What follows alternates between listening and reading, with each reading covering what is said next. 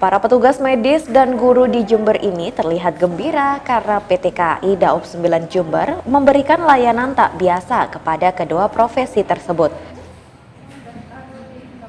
Para petugas medis dan guru diberi voucher gratis untuk naik kereta api baik eksekutif maupun ekonomi.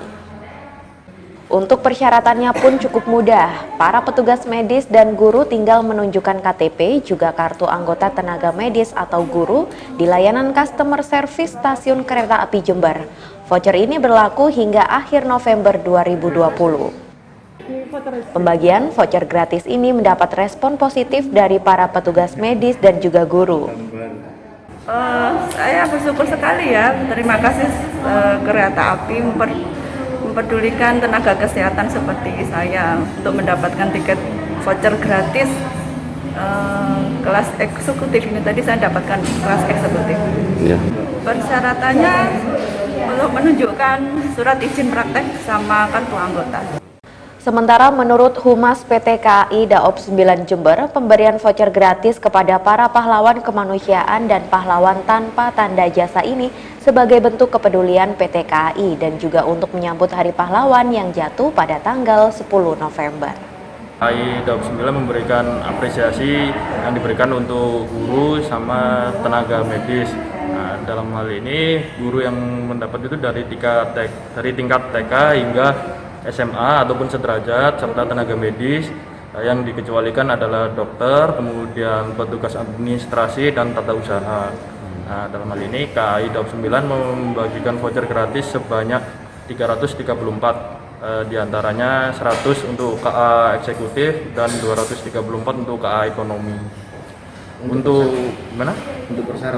Untuk persyaratannya bagi guru maupun tenaga medis wajib menunjukkan surat keterangan yang menunjukkan mereka sebagai guru ataupun sebagai tenaga medis yang dapat ditukarkan di stasiun Jember, tempatnya di customer service. Dari Jember, Yudis Adi, Jember 1 TV melaporkan.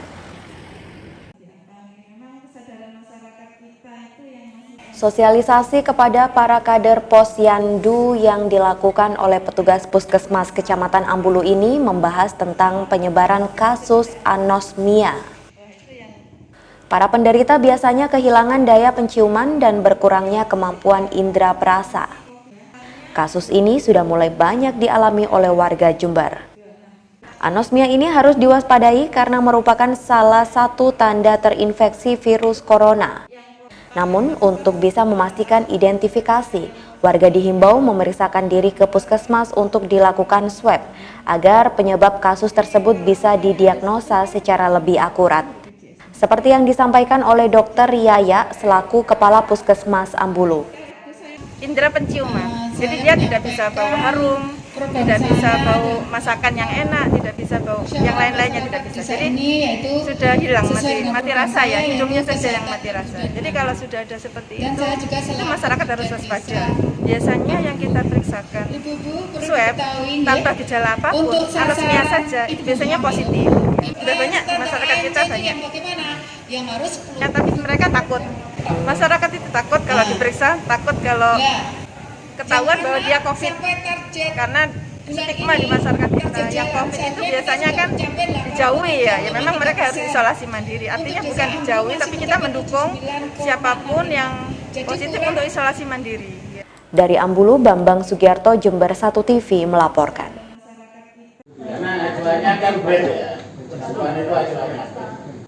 Dalam rapat dengar pendapat bersama Komisi D DPRD Jember, Direktur RSUD Dr. Subandi Jember Hendro Sulistiono mengatakan bahwa saat ini pihaknya sangat kekurangan tenaga medis karena tidak sedikit tenaga medis yang harus diliburkan atau melakukan isolasi mandiri. Hal itu dilakukan untuk mencegah potensi penularan ke pasien. Bahkan saat ini terdapat 21 karyawannya yang positif COVID-19, namun sudah ada beberapa yang mulai bekerja. Namun Hendro bersyukur karena selama ini kurangnya tenaga medis di rumah sakit daerah ini masih bisa dibantu dengan tenaga kesehatan dari Rumah Sakit Kalisat ataupun Balung. Dia terpapar dari, atau bahkan ada beberapa yang istrinya juga tenaga kesehatan di lain tempat. Nah itu yang membuat terpapar. Itu katanya ini berdampak pada penanganan Pasti. operasi. Oh Itu iya, karena karena sampai berapa penanganan operasi sampai harus dikurangi berapa persen? ya, sehingga karena di tempat kami itu kan ada 6 kamar operasi yang siap untuk elektif di awalnya kita punya 9, tapi kita tutup 3 oleh karena untuk mencegah penanganan COVID itu. Intinya ketika terjadi kita akan tambah dari dari tenaga yang lain yang tidak support. Dari Jember, Tim Liputan Jember 1 TV melaporkan.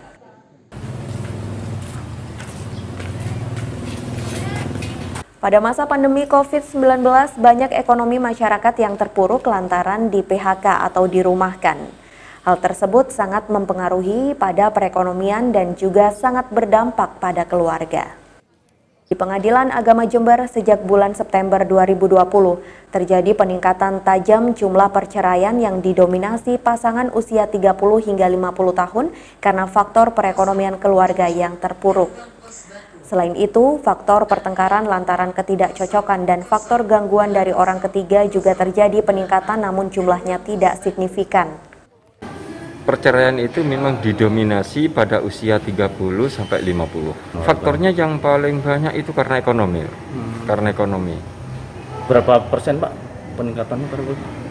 Kalau faktor ekonomi itu sekitar 50%-an meningkatnya itu.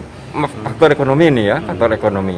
Yang kedua apa Pak? Yang kedua itu karena pihak ketiga. Untuk mencegah penyebaran COVID-19, sidang perceraian di Pengadilan Agama Jember tetap dilaksanakan, namun ada batasan dan juga masyarakat diwajibkan mematuhi protokol kesehatan seperti memakai masker, menjaga jarak, dan mencuci tangan sebelum masuk ke kantor Pengadilan Agama Jember. Dari Jember, Tim Liputan Jember 1 TV melaporkan. Diberitakan sebelumnya, kasus korupsi dana desa ini melibatkan mantan Kades Sumbersalak inisial AH yang kini sudah ditetapkan sebagai tersangka. Namun pihak kejaksaan terus melakukan pengembangan terkait kasus ini yang diduga melibatkan salah satu pejabat di lingkungan Pemkat Jember. Kasipitsus Kejari Jember Setio Adi Wicaksono menyebut salah satu saksi yang hadir dalam persidangan di Tipikor Surabaya, yakni Sekda Jember Mirvano serta sejumlah saksi lainnya. Mirvano menjadi saksi dalam kasus ini karena sempat disebut namanya oleh pelaku dan menjadi salah satu pihak yang terlibat dalam perkara korupsi tersebut.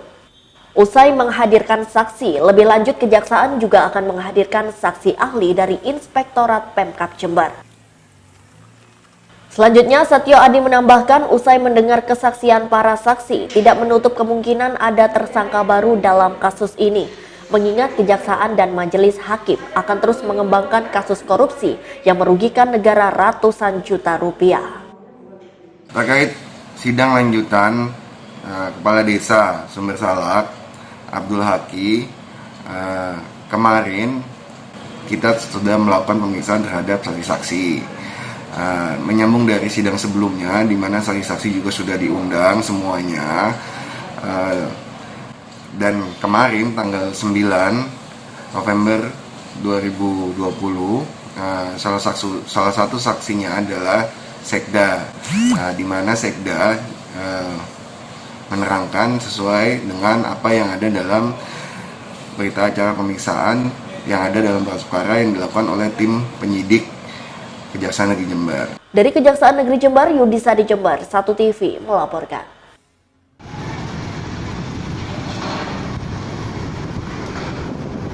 Pasca ambruknya pertokoan bertingkat di sekitar Jembatan Jompo Jember pada bulan Maret 2020 lalu, saat ini proses perbaikan baru mulai dilakukan.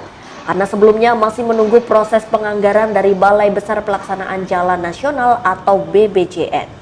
Terlihat sejumlah pekerja dan alat berat sudah mulai beroperasi selama masa perbaikan hingga bulan April tahun 2021. Para pengendara harus mengurangi kecepatan karena sebagian sisi jalan masih belum bisa digunakan. Menurut Ketua Komisi C David Handoko Seto, proses lelang memang sudah resmi dilakukan oleh BBPJN dengan pagu anggaran mencapai 26 miliar rupiah. Namun saat lelang turun menjadi 20 miliar rupiah. Selanjutnya, David juga menjelaskan jembatan Jompo ini nantinya akan dibuat jalan raya biasa tanpa ada taman atau apapun di atas sungai agar tidak lagi membahayakan masyarakat sekitar. Kalau bicara soal undang-undang pengelolaan dan penggunaan bantaran sungai, semestinya itu juga yang pinggir sebelah timur itu mestinya juga harus relokasi penduduk yang ada di situ, karena menurut informasi yang kami terima dari Pemkab Jember bahwa rumah penduduk yang berdiri di atasnya itu berdiri di atas bantaran sungai, dan bantaran sungai sebenarnya tidak boleh didirikan bangunan. Tapi makanya kami nanti akan undang kembali Pemkab Jember, kita akan duduk bersama dengan BPJN, termasuk dengan Balai Besar Sungai Jawa Timur. Dari Jember, DKJ Jember 1 TV melaporkan. Meskipun Kementerian Pendidikan sejak September lalu sudah memberikan bantuan pulsa, namun pembelajaran sistem daring tidak efektif, terutama di sekolah pinggiran.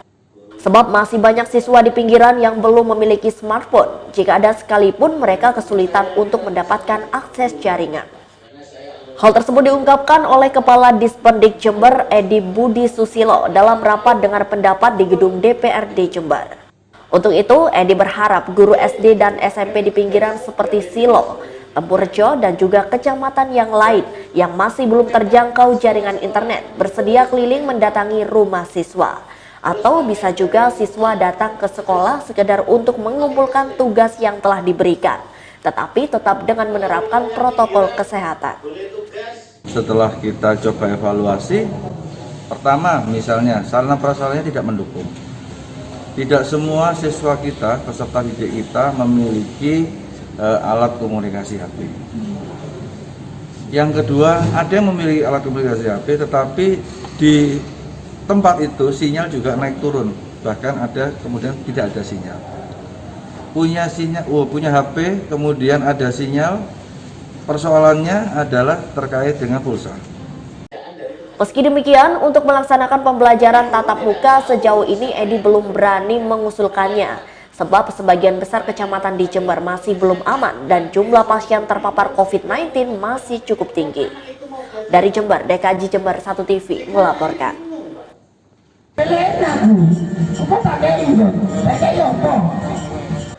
Dengan membawa poster dan bendera, puluhan kaum buruh di Jember ini melakukan aksi demonstrasi di bundaran depan gedung DPRD Jember. Menurut koordinator aksi Novi, aksi ini dilakukan untuk mengadu ke DPRD Jember bahwa selama ini banyak sekali kebijakan manajemen Indomarko yang sangat diskriminatif terhadap para karyawan. Jika ada barang hilang, maka gaji karyawan akan dipotong, meskipun tanpa bukti yang jelas. Anehnya, jika ada barang lebih, para penjaga toko juga harus mengganti senilai harga barang tersebut. Kebijakan ini dinilai sangat merugikan para karyawan toko. Aksi ini berlangsung damai setelah melakukan orasi. Akhirnya perwakilan massa ditemui oleh para anggota Komisi D DPRD Jember di ruang hearing. Di depan para wakil rakyat ini, demonstran juga menyinggung tentang UMK Jember Rp2.300.000 yang dinilai terlalu kecil jika dibandingkan dengan UMK Pasuruan yang mencapai Rp4 juta. NKL itu barang hilang itu seandainya nominalnya 2 juta, kawan-kawan harus membayar. Kalau tidak dibayar dilaporkan ke pihak kepolisian tanpa bukti jelas, padahal CCTV di mana-mana ada di toko Indomaret. Dan anehnya lagi, kawan-kawan Indomaret diaudit 1 bulan sekali oleh tim IC. Di sana plus barangnya, plus 2 juta. Kawan-kawan tetap dipaksa untuk membayar 2 juta itu. Seharusnya itu untuk keuntungan kawan-kawan dan Indomaret tidak rugi. Indomaret ngomong rugi, rugi apa? Manajemen Indomaret punya aplikasi Isaku, MyPoint, dan rata-rata masyarakat dan buruh juga diwajibkan untuk membuka aplikasi MyPoint itu dan aplikasi Isaku itu. Di sini diskriminasi manajemen Indomaret sangatlah kurang ajar, tidak memanusiakan buruh, tidak manusiawi. Dari Jember, DKJ Jember 1 TV melaporkan.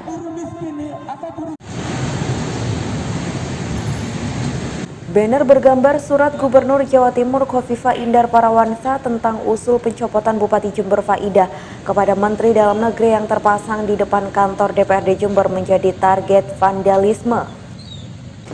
Tulisan Bupati Jember layak dipecat yang tercetak tebal ternyata dicoret menggunakan cat semprot oleh sejumlah pihak. Namun Ketua Komisi C DPRD Jember David Handoko Seto langsung menambal kembali dengan tulisan yang sama. David menjelaskan informasi pencoretan tulisan Bupati Jember layak dipecat ia terima kemarin malam. Dari informasi yang ia terima, pencoretan dilakukan oleh salah satu ormas yang ada di Jember. Menurut politisi Partai Nasdem ini, masyarakat Jember harus tahu informasi tentang usulan gubernur kepada Mendagri untuk memberhentikan Bupati Faida, sehingga menurutnya kebenaran yang nyata ini tidak boleh ditutup-tutupi. Agar masyarakat tahu bahwa informasi tentang pengusulan Bupati Faida untuk diberhentikan menjadi Bupati Jember ini diketahui oleh masyarakat secara umum. Dan ini tidak ada satupun yang melanggar hukum menurut saya ya. Karena konten tulisan Bupati Jember layak dipecat ini adalah kita ambil dari salah satu narasi daripada surat yang sudah ditulis oleh gubernur itu sendiri. David mengaku siap memperbaiki lagi apabila masih ada pihak yang berusaha untuk mencoret banner tersebut. Dari Jember, DKAJ Jember 1 TV melaporkan.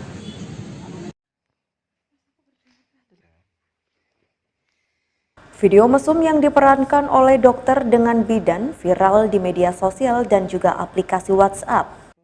Video mesum yang berdurasi 48 detik ini diduga dilakukan di salah satu rumah dinas Puskesmas Curah Nongko, Kecamatan Tempurejo.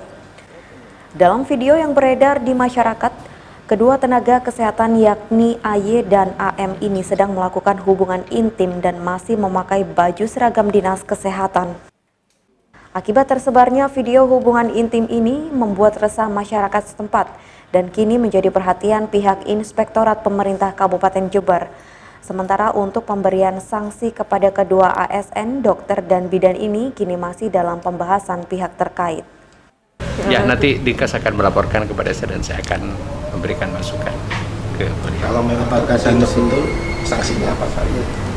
Nanti juga akan kita harus sesuai dengan peraturan lah, karena ini dalam kaitan dengan ASN kan harus ada aturan.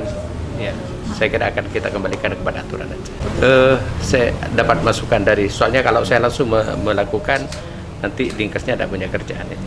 Ya, supaya prosedural yang bertanggung jawab. Menunggu hasil pemeriksaan dari insya Allah hari-hari ini nanti. Pihak Inspektorat Pemkab Jember dan Dinas Kesehatan Jember saat ini sedang melakukan pemeriksaan kedua oknum aparatur sipil negara dan belum bisa dikonfirmasi lebih lanjut oleh awak media. Kasus ini kini dalam penyelidikan Pemkab beserta Kepolisian Resort Jember. Dari Jember, Yudis Adi Jember 1 TV melaporkan.